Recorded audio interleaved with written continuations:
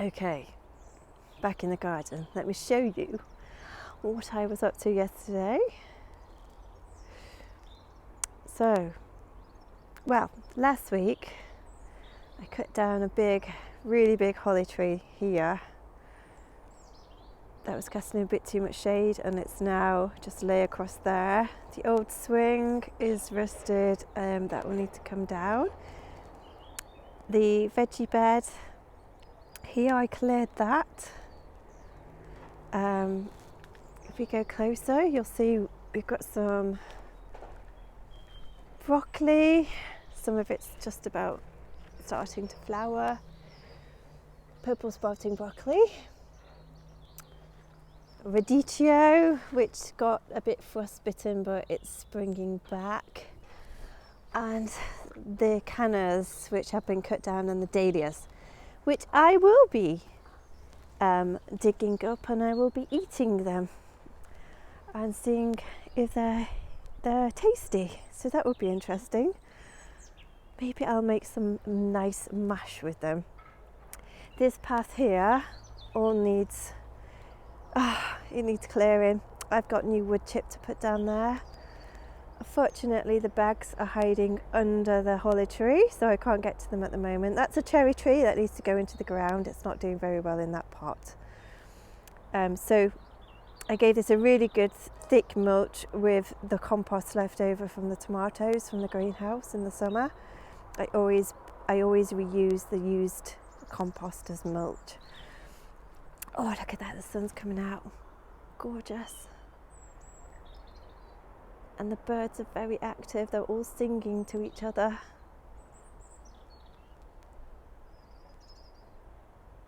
I think they're trying to pick each other up at this time of year. I think that's what's going on. Of course, there's my own bird, the bay bird. I haven't worked out what kind of bird it is yet. It's a work in progress. And yesterday I had a lovely hour in the garden clearing this bed here, which has the step over apple tree, and I gave that really thick mulch too, again with the used compost. And I just had lots of sweet williams, self-seeded sweet williams, that were all clumped together at this end, so I've just spaced those out. I gave the lavender a trim, and I also spaced out the forget-me-nots as well. And these jars, I just use those when there's something that I'm not too sure if it's grown or not, just I place it around it to remind me not to dig in that spot. So I do have some bulbs there, and also some oriental poppies that I sowed last year. You can just see the tag here that didn't do anything, but I think there might be a seedling coming up there, so I've just got to be a bit careful I don't weed those out. So hopefully come springtime I'll have some lovely sweet williams and forget-me-nots there. And I think what I'd do is to continue this lavender little hedge here. I'll continue it along here, but the problem is I've got this feather top grass, and this has got a bit out of control, so I might have to do something about that because it flumps over on both sides.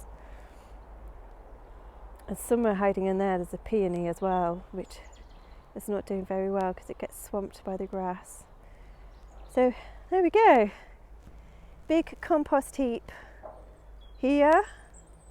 This all needs sorting out. I'm going to have extra beds for growing things this year here.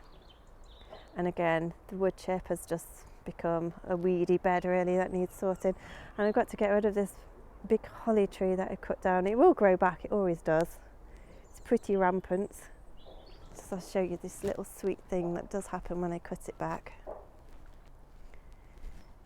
Get this lovely little love heart shaped hole in the trunk. Isn't that gorgeous? I call that the Boo Radley hole. I might hide some things in there for the kids, like put some marbles or something sparkly in there, see how long it is before they spot it.